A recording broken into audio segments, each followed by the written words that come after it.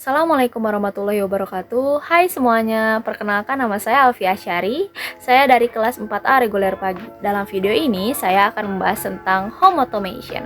Video ini guna memenuhi tugas ujian tengah semester mata kuliah transformasi digital, yang dimana dosen pengampunya adalah Ibu Mary Akmaradina, Magister Pendidikan. Sebelum menonton videonya, jangan lupa like dan komen. Perkembangan teknologi di Indonesia semakin hari semakin berkembang. Terobosan-terobosan baru pun mulai bermunculan. Salah satunya adalah Internet of Things atau yang bisa disingkat sebagai IoT. Sebenarnya IoT sendiri sudah dikembangkan sejak lama, tetapi belakangan ini namanya kian populer. Apa itu Internet of Things? IoT adalah kepanjangan dari Internet of Things, yang mana memiliki arti internet merupakan segalanya. Dalam hal ini bisa disimpulkan bahwa internet berperan penting dalam segala aktivitas yang dilakukan. Perkembangannya, teknologi di Indonesia semakin hari mengalami kemajuan hingga di titik ini. Pertumbuhan pesat ini menghadirkan terobosan baru yang kamu bahkan sulit memikirkannya, dan sangat berguna pada Indonesia atau negara kita.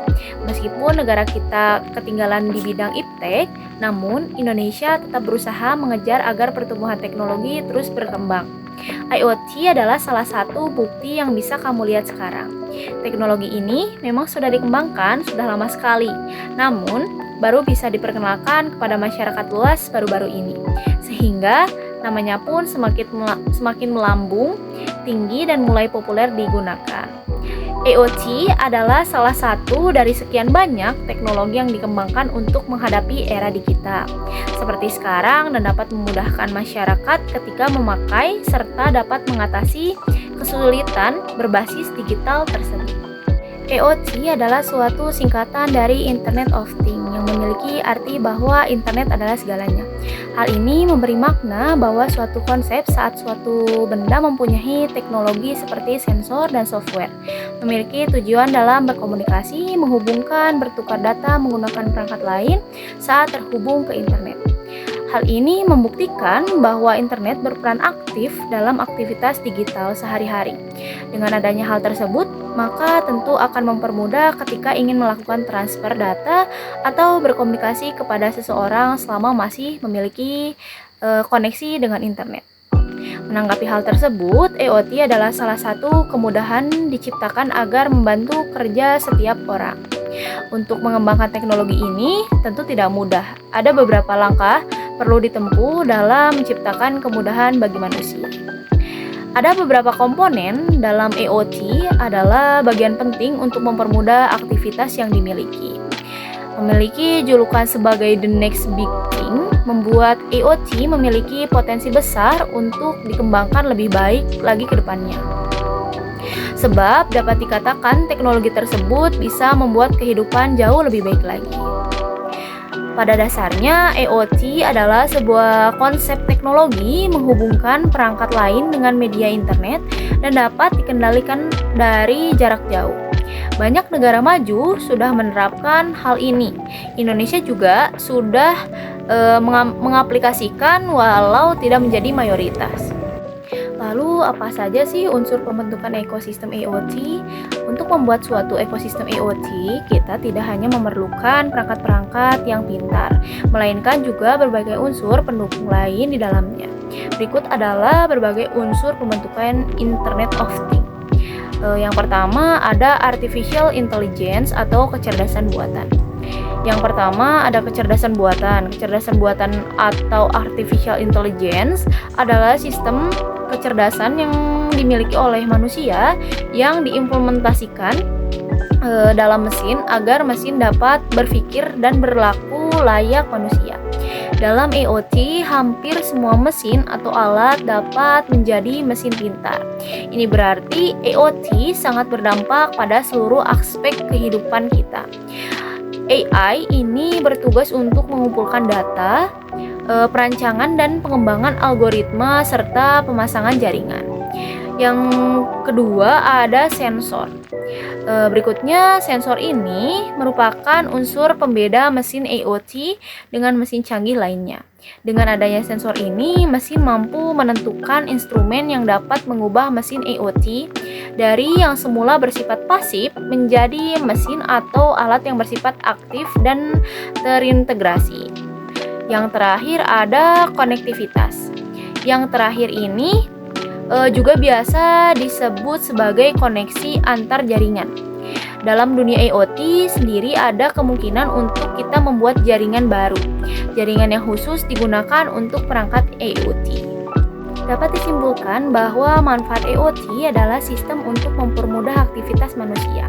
Ada beberapa manfaat IoT dalam berbagai bidang yang akan saya bahas di sini. IoT dalam bidang home automation. Apa itu home automation? Home automation sistem merupakan sistem otomatis rumah yang membuat rumah Anda lebih hemat listrik dari penggunaan energi listrik, memberikan Anda kemudahan untuk meng-on atau off-kan berbagai peralatan seperti lampu listrik, AC, kipas angin, TV pompa air, motor pegar, motor gerasi, motor gorden, dan lain sebagainya. Sistem kontrol dapat dilakukan dengan berbagai cara, seperti program berbasis waktu, sensor, remote control, dan lain-lain.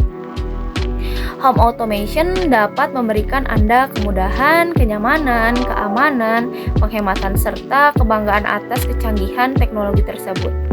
Ada juga peralatan yang dibutuhkan untuk menerapkan home automation. Beberapa peralatan tersebut yaitu ada PLC. PLC untuk menekan biaya yang Anda cukup menggunakan PLC yang tipe mikro sehingga harganya lebih murah. Yang kedua ada sensor.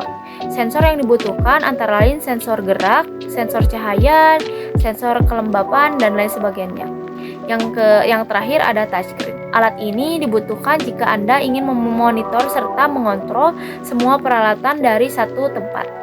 Cara kerja home automation. Sistem rumah pintar diinstal pada perangkat seluler atau perangkat jaringan lainnya. Penggunaan dapat membuat jadwal serta waktu agar perubahan tertentu diterapkan, sehingga sistem lebih up. Home automation dilengkapi dengan artificial intelligence sehingga mereka dapat mempelajari jadwal pemilik rumah dan melakukan penyesuaian kebutuhan. Salah satunya yang banyak diterapkan pemilik smart home system adalah dengan kontrol pencahayaan. Ini memungkinkan pemilik rumah mengurangi penggunaan listrik dan mendapatkan manfaat dari penghematan biaya terkait energi. Beberapa sistem memperingati pemilik rumah jika ada gerakan yang terdeteksi di dalam rumah saat para penghuni pergi. Sementara sistem lainnya dapat menghubungi pihak berwenang seperti polisi atau pemadam kebakaran jika ada situasi yang akan segera terjadi. Setelah terhubung, layanan seperti bel pintu, sistem keamanan, dan peralatan smart home system lainnya akan menjadi bagian dari teknologi Internet of Things atau IoT atau jaringan objek fisik yang dapat mengumpulkan dan berbagi informasi elektronik. Keamanan dan efisiensi adalah alasan utama di balik peningkatan penggunaan smart home system. Sistem dapat menampilkan sistem nirkabel, terprogram, atau keduanya. Smart home system secara nirkabel lebih mudah dipasang. Selanjutnya ada implementasi home automation. Pertama ada lighting control. Hal ini memungkinkan kita untuk mengatur lampu di seluruh ruangan rumah, bahkan ketika kita sedang berada di luar sekalipun. Tingkat pencahayaan dan warna pun dapat diatur sesuai keinginan, redup atau terangnya lampu tersebut. Dengan lighting control, penggunaan listrik akan lebih efektif dan efisien sehingga menghemat pembayaran. Kedua ada climate control atau HPIS atau heating, ventilation atau air conditioning digunakan untuk mengontrol sirkulasi udara secara otomatis seperti AC dan sebagainya. Fungsi ini juga dapat mengatur tirai jendela yang bisa menutup dan membuka secara otomatis agar mendapat cahaya matahari atau angin yang sesuai dengan keinginan. Selanjutnya ada home security atau safety. Digunakan untuk mengamankan dan melindungi rumah dari maling atau tindakan kriminal lainnya. Contohnya seperti CCTV, sensor gerak alarm, fire and smoke detector, serta perangkat keamanan lainnya. Dengan demikian, Anda pun dapat mengawasi rumah selama 24 jam, meskipun sedang berada di luar rumah sekalipun. Selanjutnya ada home entertainment. Hal ini memungkinkan Anda untuk menonton televisi, menonton film, ataupun menyalakan musik hanya dengan perintah suara. Cukup dengan menyalakan TV, Anda bisa langsung menonton serial televisi kesayangan Anda tanpa harus mencari remote terlebih dahulu. Selanjutnya ada kelebihan home automation. Pertama, ada kepintaran dan kemudahan pengendalian.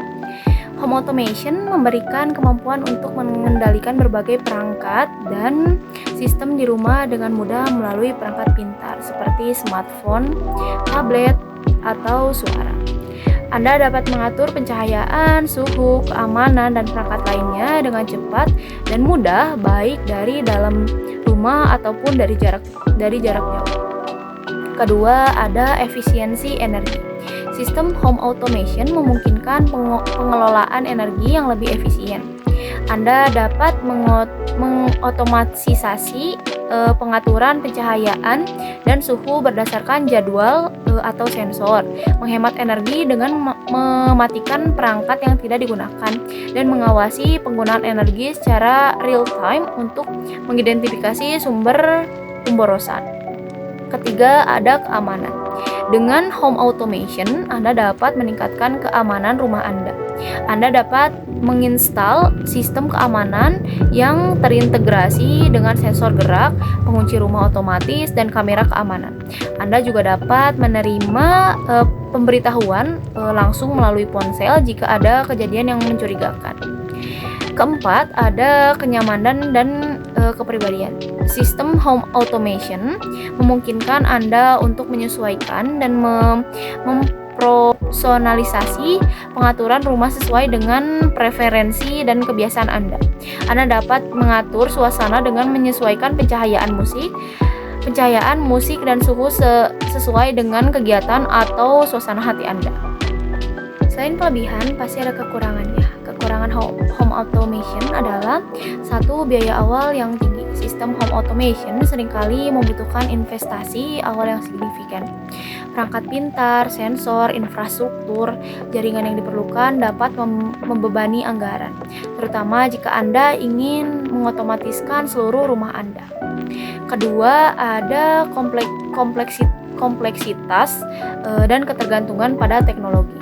Home automation melibatkan konfigurasi, pemrograman, dan pengaturan yang rumit.